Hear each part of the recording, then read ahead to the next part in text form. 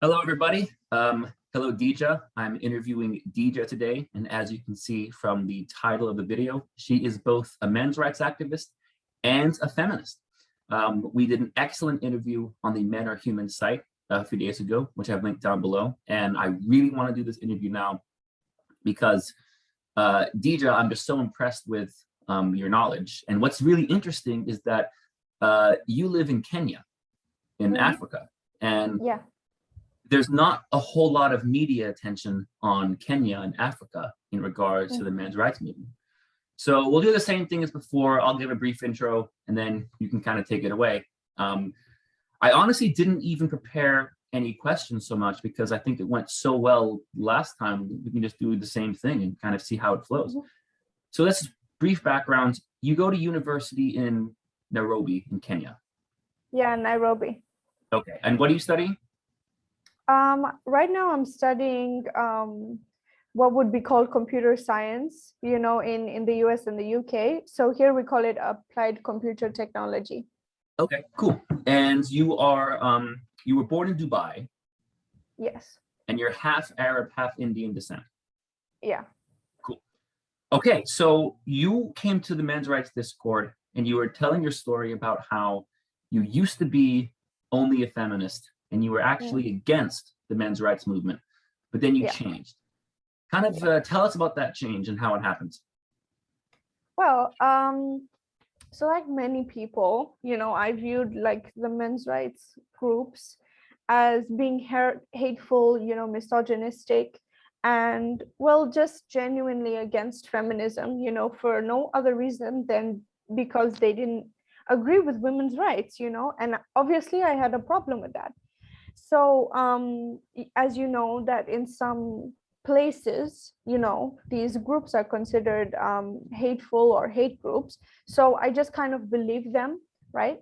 And of course, there are some people online who basically they discuss why MRAs are bad, and then they like to cherry pick examples, so if there's like a men's rights activist who's also a white supremacist, they'll say that the whole group is just white supremacist, right? And just to give you an example, right? So I ended up believing that MRAs are not only misogynistic, they're also white supremacists, they're also homophobic, they're also racist. And this is because I was associating men's advocacy with like these alt-right people in like the US, these ultra-nationalist groups. And I didn't really agree with those groups, so I was off it. And because I'm a feminist, obviously, when I see some MRAs critiquing feminism, I obviously, gonna disagree with that. So that's where I started off. But then later on, I started looking into the movement because, as a feminist, you'll want to gather knowledge about women's status in the world and this kind of thing. So, I started looking into statistics on, why the men's suicide rate is much higher than women's, why women have higher life satisfaction than men, why men are killed more than women, and that kind of thing.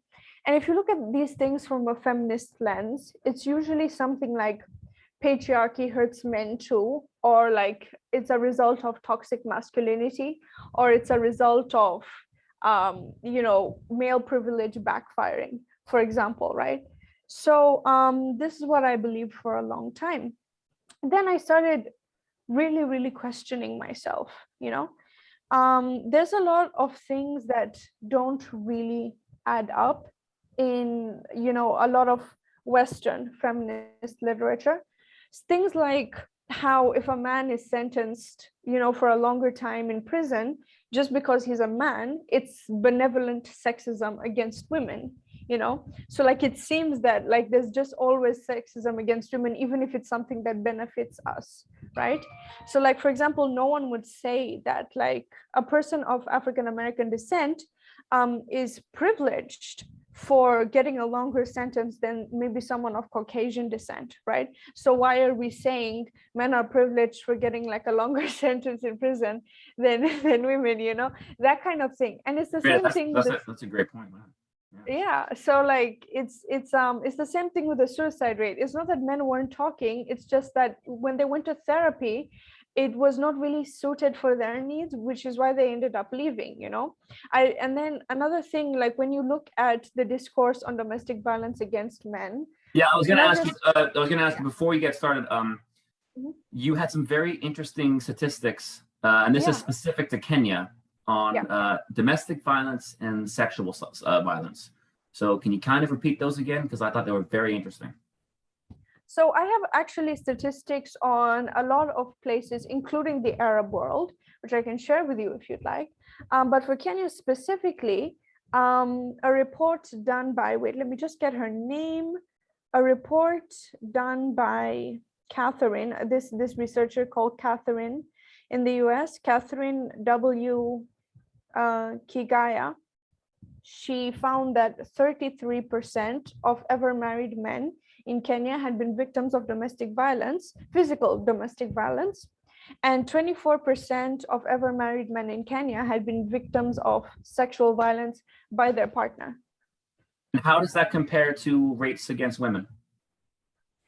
Okay, for women, it's 37% against women, for ever married women, and it's 14% for sexual violence, right? So Okay, so 33, yeah, it's for women, it's 37% domestic violence and 14% sexual violence in a marriage. yeah, And for yeah, men, it's 33% for domestic violence and 24% for sexual violence. So domestic violence is roughly equal, slightly higher for women.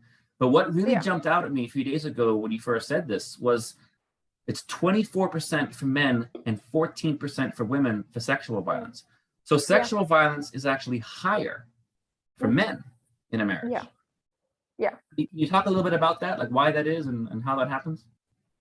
Well, in Kenya, we have a bit of an issue right now where people are, you know, really being exposed on how they view sex, especially when it comes to men.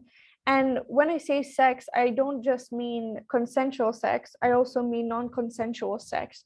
Because, you know, in Kenya, men are really, really tied to their identity as masculine people, right? So that means many of them, even if they're uncomfortable with having sex, they're just going to go along with it and not report any sexual assault that they might face because of shame, right? And this results in, you know, many, many young boys being raped by their female teachers, and also many men in a marriage being raped by their wives, because, you know, they just believe that they're supposed to like it. So if they don't like it, there's something wrong with them, and they're not going to tell anyone about it, right? So it doesn't happen a lot because of that. And obviously this is not the only place in the world where it happens a lot. And you'd be surprised, and you know, I say this as a person who has a lot of male friends, you'll be so surprised at the amount of men that you'll talk to and you ask them about their first sexual experience, and they'll tell you it was when they were like 14, 15, by a much older woman who was like, you know, 30, 40, you know. So you'll find that a lot of men here have actually been raped, you know, statutory raped, you know. So it's astounding. I do want to, if you want to talk more about the Arab world, we can do that. But first, I want to talk about that one particular region in Kenya that's especially bad for domestic violence against men. I think it's Nyeri, you said? Nyeri. Nyeri, Nyeri. Okay, can you tell us a bit about that, what you were saying? Yes. So Nyeri is a part of Kenya, right? And in this part of Kenya, alcoholism rates are very high among men. And what this results in is that if a man is an alcoholic, a woman will feel like she needs to beat him to show him, you know, he should stop doing that.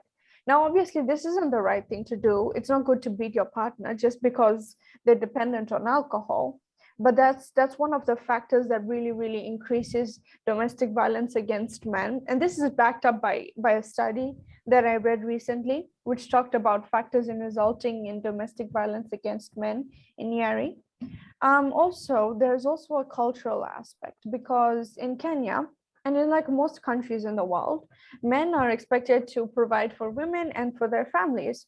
So if a man is not doing that, if he's missing out on work, or if he's sleeping in, or just drinking instead of going to work, his wife will beat him, or rather she, some of their wives will beat them. This results in not just slapping, but like really severe violence, like chopping off someone's genitals Yeah, you and were saying, pouring.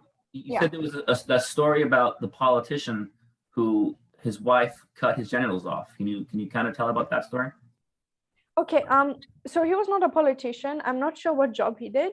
But there was one woman who found her husband sleeping in at 5 a.m. in the morning, and she tried to wake him up to tell him to go to work. And then he said, just let me sleep, or something like that.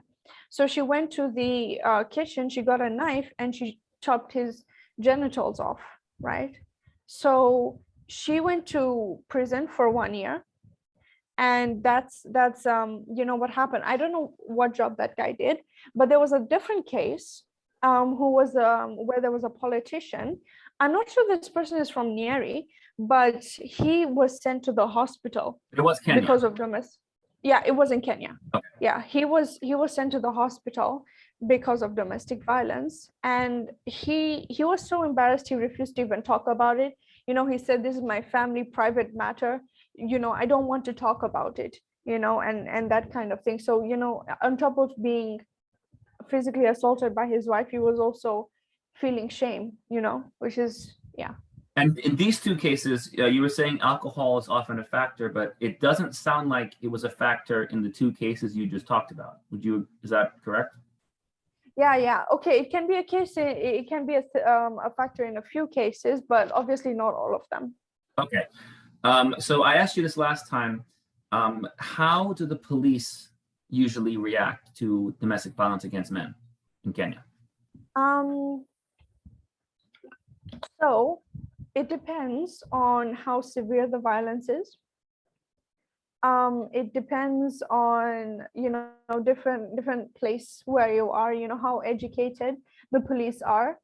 Obviously not everyone is going to have the same experience, but what I'm usually told is that they don't consider violence against men as violence. They'll just consider it like two people sorting their issues out, but they will react really badly if it's violence against a woman or a girl, right?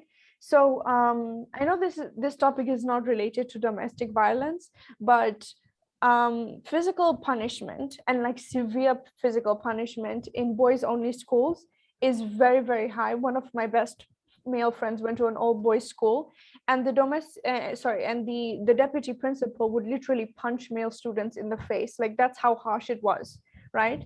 And I asked him, why don't you guys ever go to like the police or like some authority and tell them what is happening? And he told me, if you're a boy and you tell the police, they will laugh at you and then they'll say like, you should have done your homework or something like that. So it's not like most countries, it's not taken seriously Right. that much here. Because you are a feminist too, and you of course recognize domestic violence against women, and you even said the overall rate for women is higher. It's 37 versus 33. But what you're saying is that domestic violence against men isn't taken as seriously and is kind of ignored. Yes, definitely. Right. 100%. So how do regular people feel about this issue? So you said police kind of don't take it seriously. How does society as a whole in Kenya take it? Well, it depends on who you speak to. From what I see, people in general seem to have a dismissive attitude towards it, or they might talk about it for a short while and then just ignore it again. So as of now, there's no shelter in Nairobi or in anywhere in Kenya for male victims of domestic violence. There was one advocacy group who said that we should start taking domestic violence against more seriously, but they did it from a patriarchal lens. They said Women should respect men, they shouldn't beat them, and men are supposed to be like the head of the household, so you're not supposed to beat them. And obviously people aren't going to agree with them 100% because they'll get stuck on the patriarchal lens, right? So that's the situation as of now. But apart from that, there's not been any people talking about it. There's not been any parliamentary discussions. The president hasn't addressed it, despite the fact that the president is from a tribe called the Kikuyu, where domestic violence against men is highest in that tribe. So it's kind of not really an issue here. So why do you think domestic violence against men is so high in his tribe in particular?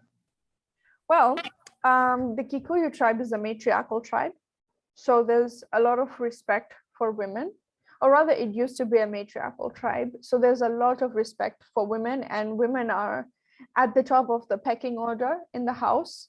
So a man will go out and work and do his job and then come home and be with his wife and kids. So if he doesn't provide well enough for the wife, or he does something wrong, then it's considered normal for her to beat him, or at least that's how it was in the past. Obviously it hasn't completely, yeah, exactly. So it's not completely gone away. As I said, it's because alcoholism is a big issue in Kenya. So I've even seen videos of a guy coming home, obviously drunk, and the wife slapping him, beating him up, and that kind of thing, so it does play a factor. Do you think it's possible that it's like a vicious cycle? Part of the reason why men are alcoholics is because of the way they're abused? Of course, yeah, I could definitely consider that. It's obviously a scary situation to be in. I don't think anyone would want to be into an abusive relationship. So, yeah, I think so. Okay. We will move on to Arab countries. I just want you to know we're gonna get there, but just a few more questions about Kenya first. So to follow up what I just asked, you said that feminism is growing in Kenya, but there's not much awareness about a men's rights movement. Is that right? No. People here, they don't really consider men's issues as issues related to gender. There's a kind of effect all over the world that gender means woman. I don't know if I can explain this to you, but like when people say gender issues, or they say, yeah, exactly, that's the kind of thing that I'm talking about. So like if you talk to anyone in Kenya, even a man, and you're like, I think we should end sexism against that, be like, what are you talking about? There's no sexism against men. They can't even understand it, like the concept. Exactly. So like if no one really considers it, the kind of issue that they would consider maybe is the issue of suicide, because they see like in some places of Kenya it's 90% for men, right? Like as in 90% of the people who commit suicide are men, right? And so they might say that is a gender issue, but they'll usually say something like, oh, it's because they're not talking about it, and then they'll just leave it there. Right. Another issue I remember you saying that the vast majority of people accept and even support is circumcision of babies and children. Yes, I just saw the statistics today, and you'll find that between 2007 and 2014, the rate of circumcision actually increased, right? So not only do they consider it a good thing, they're actually going out of their way to promote circumcision, right? So I'll just read you something. 1 second. Yeah, so between 2008 and 2013, 793,000 VMMCs were conducted in Kenya, increasing the proportion of men who reported being circumcised nationwide from 85% in 2014 to 92.6% in 2000. sorry, from 85% in 2007 to 92.6% in 2014. So it's actually increasing. You know, people consider it so good that they want every single man to be circumcised. So yeah. And you said that men and boys will get shamed and mocked if they aren't circumcised. Absolutely. In Kikuyu, which is also a language, there's even an insult which translates to uncircumcised man. So like, it's so bad to be uncircumcised as a man. It's literally an insult, right? And like, they usually get circumcised at around 14, right? Okay, yeah. So just when they're about to enter grade 8, right? So before this time, they're going to be taken not seriously at all. They're going to be treated like kids, right? And you know, men, like when they're growing up, or boys when they're growing up, they want to be taken seriously. Like, it's really important for them, you know, when they're around 12, 13, to be taken seriously. So if you're a boy at that age and you enter a room and someone is like, this guy's a kid, you know, like, move him here, the adults are talking, you know, you'll feel shame, you know, and that kind of thing. And of course, they obviously want to impress girls, right? So after they get circumcised, they get treated in a totally different way. It's like they go from boy to man, you know, and they're only 14, but they get treated in such a different way. They get treated like an adult, like, you know, like a respectable person. So like they like it so much that they literally ask to be circumcised, you know, they're excited for it. They get excited for it, but it's not necessarily because, and this is just, tell me if I'm right or wrong here, they're pressured into it, they're shamed into it. Yes. It's like, right, so it's not like, oh, I want to do it because I want to do it. It's, I want to do it because I kind of have to do it. No one would do it if like that, if that reward wasn't there, you know. Right. Yeah. So it's basically the male natural body being shamed. I'm just thinking of how Western feminists will make a big deal of how women are expected to, shave in a certain way, just to kind of put it on. And it's not that people should be shamed, but to me, this is like that, but worse. I mean, the male natural body is shamed. The way a man is born, with the way a man evolved to be, is shamed and mocked. And it's not just women or men. It's basically everybody has this thought process. It's just normal. Exactly. I don't know what to make of it. I think the roots, well, I mean, it's been happening in several cultures for a long time, but you know, there's also the roots in religion. You know, Judaism believes heavily in circumcision. I know that many people have changed now, but I'm not talking about like people these days in the Jewish community. I mean, like, you know, in the religious text, right? Kenya, from what I understand, is mostly Christian Muslim, correct? Yeah, Christian Muslim. And okay, in Islam, they believe in circumcision too. Yeah, in Islam there is circumcision for men, or rather boys, and for women it's disliked.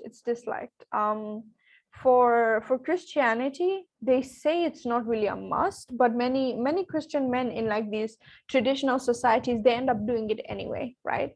And well, I would say I grew up Catholic, and I would say it's starting to change now, but I was born in 93. I would say even most atheists would have probably circumcised their child. I would say the vast majority of Christian boys my age were circumcised the day they were born. And even I would say boys in general, of any religion, at least in the US in the 90s, it was just the normal thing. You just did it. The day you were born, it just happened. So it's very scary. I couldn't imagine going through something like that at 14, which is what some African societies do, like the one here in Kenya. So it's like, you know, I could never imagine doing that. I remember I asked you something about education in Kenya for men and women, and I don't remember exactly what you said, but you said in some ways it's better for boys and in some ways it's better for girls. Do you remember kind of? Okay, can you explain that, please? Okay, so it's better for boys in that they don't have to deal with menstrual cycles, obviously. And now it's not such a big deal for girls either because, fortunately, a lot of us are able to afford menstrual products, right? But now in some really rural areas of Kenya, girls might have to miss school a few days per month because they have no sanitary products, they have no menstrual products, right? So this leads to some girls having high rates of absenteeism, just a minority, but they're still there. Now, in response to this, there has been a lot of governmental intervention, right? There's been a big push by businesses, by the government, by well-wishers in general to provide period products to this girl to the point where it's severely reduced. It's still a little bit of an issue for some girls, but it's slowly disappearing. It's just because Kenya has a high rate of rural communities, but if everyone was urban, it would be a non-issue, right? However, there is it's been very, very good for me as a feminist to see that people are so pro girls education, right? So these days the literacy gap between boys and girls, it's reduced, and now it's slightly higher for girls, right? So now we've not even reached gender parity, we've just gone a little bit above it, right? Just a small few percentage points, or rather, dot percentage points, but slightly higher for girls. Girls are also doing a little bit better than boys in certain subjects like English and Swahili, I believe. And last year, there was the KCSEs, which is like it's like one of the national exams, right? So I think for you guys, it would be SATs, yeah, I know the GCSEs, yeah, yeah. yeah. So the KCSEs, right? So in that, at the end, they tallied the top 10 students, and out of the top 10 students, the top three were all girls, and in the top 10, the six of them were girls, right? So girls are not just reaching gender parity with boys, they're slightly exceeding them, right? And overall, Now, for the KCSEs, I mean, you mentioned the top 10, but overall, are girls doing better than boys, like in general? in some subjects, yes, like English and Swahili.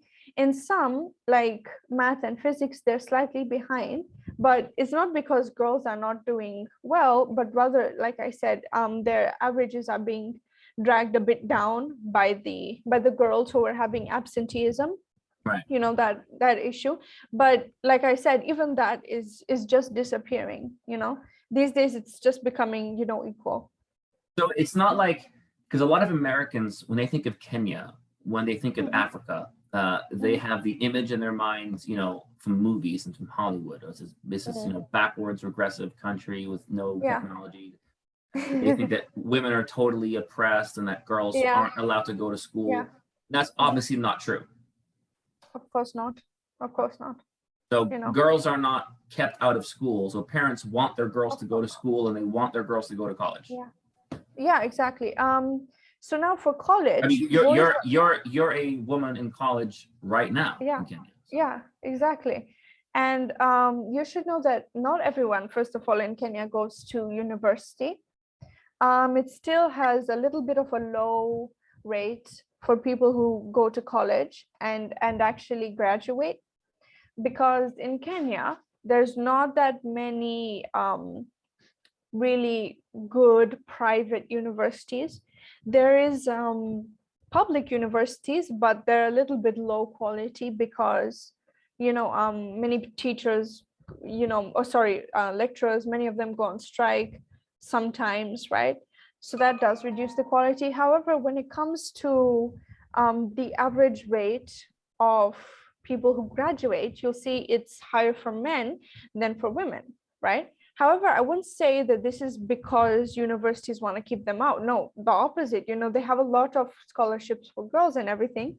It's just because it's mandatory for a man in Kenya to provide for his wife and kids, while it's not mandatory at all for women. For women, it's just completely a choice if you want to do it or not, right? So that kind of thing. However, in private universities, where, you know, that's aimed to more of the middle class and the, you know, the wealthy class, you know, it's higher for girls than for boys. Like in the university where I go to, it's around 55% women and 45% men. So yeah. So I'm curious. I think I asked you this before. So I'm not really curious. I know the answer already because you already told me. But when you talk to your friends, like your peers, your classmates, the people around you personally about men's issues, what kind of responses do you get? The issue is I've spoken to a lot of my male friends about these issues, and whenever I tell them, they either already know that these things are going on and they don't really mind, or, you know, they say that, you know, that's just how life is or something, you know, and that kind of thing. It kind of feels like they they wouldn't really mind it happening. It's just that they kind of feel like it's not that big of an issue, or they accept that's how life is supposed to be, and they just, you know, continue, you know, which is kind of weird to me, you know, that they would say something like that, you know, because obviously me being a feminist, I know nothing like, you know, that's how it is, so let me just be okay with it, you know. If anything happens to me, I would, you know, be upset and obviously fight for my rights. But for men don't seem to have the same kind of motivation, I feel, you know, which is weird, because when I actually began to look into men's issues, like it was so much, you know, but like shocking, surprising. It's very shocking, exactly. Yeah. So a lot of it was the same for me. I remember when I found out that in a lot of so-called progressive liberal European countries, there's a higher pension age for men than for women, and they still have conscription, which is mandatory military service, in countries like Switzerland and Austria and Finland, and I was shocked at that. Exactly. So I think there's a lot to discuss. I've just started reading this really great book. It's called The Empathy Gap, by William Collins, and he did an amazing job. Like there's so much. I know the book. Yeah, in fact, there's so much to talk about in that book. So it's if someone just starts reading about these issues, they will be so shocked. They will be so amazed. It's like an ocean, you know, like you've been looking at it and you didn't even realize it's there, but it's there, and like there's so much, you know. So it's when you actually talk to men in my country, they know about these issues, but like they knew it subconsciously, you know, like, okay, yeah, you'll understand that most of the people who are on the street are male, most of the people who commit suicide are male, you know, that many of the people who die, who are murdered, are male, but they don't actually find the connection, you know, like it's there but they don't see it, you know, and that's the kind of thing. So they kind of like, the one issue that they're very well aware of is that men aren't really they're not really encouraged to express their feelings as much as women are. So they're aware of that, and then they're just like, you know, that's life for men, so that's it, you know. They don't, it's like a very it's kind of sad if you think about it, honestly. So yeah. So before we move on to other countries, is there any other men's issue or boys issue in Kenya you can think about or want to talk about? I did touch a bit on this earlier, but like there's a lot of abuse that goes on in boys only school, not just by female teachers, but by male teachers. You know, like I said, that male deputy principal, he would literally punch male students in the face for small reasons, you know, like staying in bed too long and that kind of thing. Like, can you imagine the amount of outrage if a male principal punched a female student in the face? No, like that whole thing would be shut down so fast, you know. And I'm not saying that girls never get physically punished, but not to the same level that boys do, not in Kenya, not in anywhere in the world, you know. There's a lot of, you know, people are like, you know, they're boys, they can take it, you know, and that kind of attitude. There's also men obviously being the vast majority of people in prison. So, you know, when we say that, like, let's say, for example, African American people are more likely to be in prison than Caucasian people, we use it as an example of oppression. You know, they say like they have less opportunities. Why are they, you know, going to prison? Call it the school to prison pipeline, some people say in the US, you know. But when it's men, we just ignore it, you know.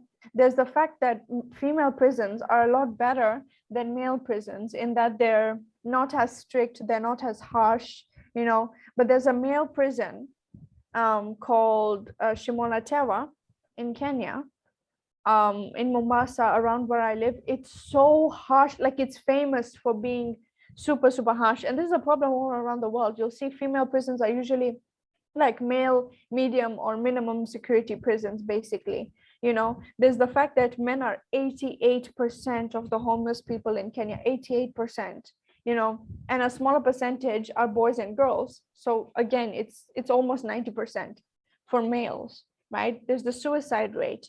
You know, there's the fact that men are more likely to go into these really dangerous jobs in Kenya, and they're obviously more likely to die. They when you look at the homicide rate, it's 77 men, you know, rest are women, you know. So it's obviously much higher for men, right? Yeah, And you were saying something about I remember street children. yeah, the What was that vast again? majority of street children are boys, you know, because they're literally being told from a young age that they need to do things to provide for their family, you know. Can you explain again what are street children? Children that go around sometimes begging or sometimes selling things, right? So they do it to earn a little bit of money because they're in extreme poverty. And it's mostly Yeah. boys that are kind of pressured to do it. Yeah. Yeah. Okay. Yeah. Okay. So I'm very interested. You were saying that you have stats on other Arabic countries. The perception that most Yes. Americans would have is that domestic violence would be almost only against women. But is that not true? Well, now there's something that I have to show you, or rather explain to you. There's this website, or rather organization, it's called Arab Barometer, which they conduct surveys in Arab countries, right?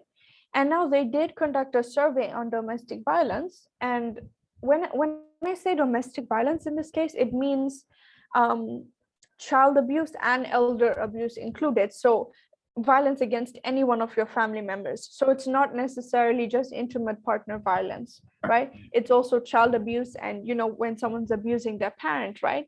Now, as an Arab, I'll give you a little bit of context on this, right? In our culture, there's a lot of difference between how girls are punished and how boys are punished, right? Now, there's a little bit of a leeway for boys, which people really, really hate in my community. The fact that they let boys go out at night and that kind of thing, right?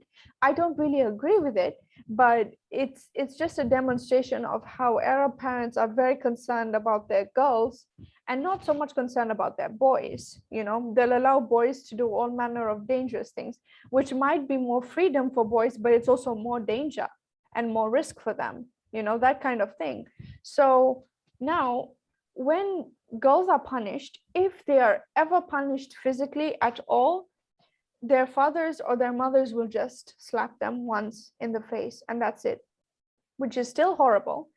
But when they punish boys, fathers will literally punch them, hit them with belts, just cane them, you know, like extreme, much more extreme physical punishments than boys, right? My father used to do the same thing. He was really, really, really harsh towards my brothers, but you know, for me and my sisters, it was, if anything, just, you know, they'll slap you on the face and then they'll just stop. You know, it was still wrong, but it's way worse for boys, right? So now when you include domestic violence as a whole, meaning violence at home, right, you find that in actually 11 Arab countries, it's higher for men than for women, right? And in 4, it's higher for women than men. And I'll just read you out the figures, okay? So these are the countries where it's higher for men than for women. So in Yemen, 70% men, 19% women. Libya, 66% men versus 17% women. Tunisia, 52% men versus 32% of women. Palestine, it's 51% men versus 18% women. Iraq, it's 49% men versus 17% women. In Jordan, it's 48% men versus 11% of women. And in Sudan, it's 41% men versus 25% of women. And in Algeria, it's 34% men versus 16% women, right? And in these 4 countries, Morocco, Egypt, and Lebanon, three countries. There are Morocco, Egypt, and Lebanon, where Morocco, it's 35% for women, 29% for men. In Egypt, it's 43% women versus 26% men. And in Lebanon, it's 56% women versus 18% men, right? So in most countries, most Arab countries, it's much higher for men than it is for women, right? And obviously many people are going to be shocked at this. They're going to be like, well, I thought that it only happened towards women in Arab countries. No, like there's a lot of abuse against men in Arab countries, that I can tell you. That's amazing. I wonder that, first of all, that those stats are amazing. If you want to send me a link to whatever you just read. Yeah, I'll definitely send you. Yeah, I'll put a link in the description below. By the way, everybody, as always, I'm going to link things in the description in this video. And Dija's going to send me some stuff. I wonder in the wealthier countries, Qatar, Bahrain, and UAE, I wonder what it would be like there, because they're they still have the Arabic culture, but they have a kind of Western feeling to them. So I wonder what it would be like in those countries there. But wow, I mean, this is why I found what you were saying so fascinating. It's part of the world where Americans don't really get the whole story. Wow, I mean, this was really great. So what would your suggestion be in Kenya and in the Arab world? How do you think a men's rights movement could evolve? Like, how would you recommend men start to talk about these issues and fix these issues? Well, first of all, I would say that there needs to be a large conscious raising, right? So, many groups, even feminists, we call it conscious raising, right? Where you make people aware of their own oppression, right? So for women, it would be something like, you don't necessarily have to believe that you need to serve men, or that's your main life goal to like have a husband and get kids. You can do your own thing. For men, it would be, you guys are being really discriminated against in certain areas. There's a lot of violence against you, and we need to start looking at things from a gender sensitive lens. You need to think about being more kind, being less violent to your fellow man. Like, for example, in Kenya, we can see that poverty really affects men, in that it really increases violence against men, not just by women, but by men as well, right? We need to make sure that as much as you wouldn't hit your wife, and that you'd never allow a man to hit a woman in front of you, you should not allow these kind of things to happen to men either. You need to at least talk to men. We need to have better services for male victims of domestic violence. Like I said, there's no shelter right now in Kenya for men who are fleeing this type of thing. There's a hotline that helps both men and women, but it's lacking. It goes off a lot, right? And that kind of thing, we could start there. Yeah. So anyway, thank you so much for doing this. This was excellent. I've learned a lot. and you told me that you want to become kind of like known on the internet, you know, and you want to speak out about this stuff, so you want to go public, and that's awesome. Again, though, let me just remind you, let me kind of warn you, you will get a lot of pushback. If you talk about men's issues and men's rights, you will get people coming after you. So thank you so much for doing this. You know, as a woman, when you say these kinds of things, it really has an impact. People really do listen. So this was great. And thank you so much. This was great. Oh, thank you so much. Thank you so much. And I'm going to link the interview we did 2 days ago on the Discord chat, where we talk about some of the same stuff, if you want to watch that. But Dija, I got to say, thank you so much. This was an amazing interview, and I think people are going to learn a lot from it. So that's awesome. Definitely. Thank you so much. Thank you. Thank you. And everyone, again, check the description below. All the links are going to be there.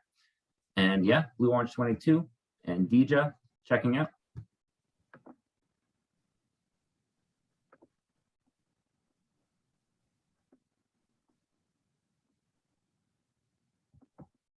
Okay, great. Awesome. Thank you. I think you can stop recording now. Yeah, I just want to, I can edit all this out, by the way. So yeah. Yeah, I'm terrified of losing it. That's the thing. Are you familiar with Zoom? Yeah, I am. Okay, because I'm kind of not. So if I click end, it's going to save this? Yeah. Okay, because I would hate to lose it. My God, this was so fantastic. This was Dija, this was so good. I mean, this was really so good. Okay, so I'm gonna click end, end meeting for all. Okay, why don't you say stop recording first? It will send a file to one of your folders.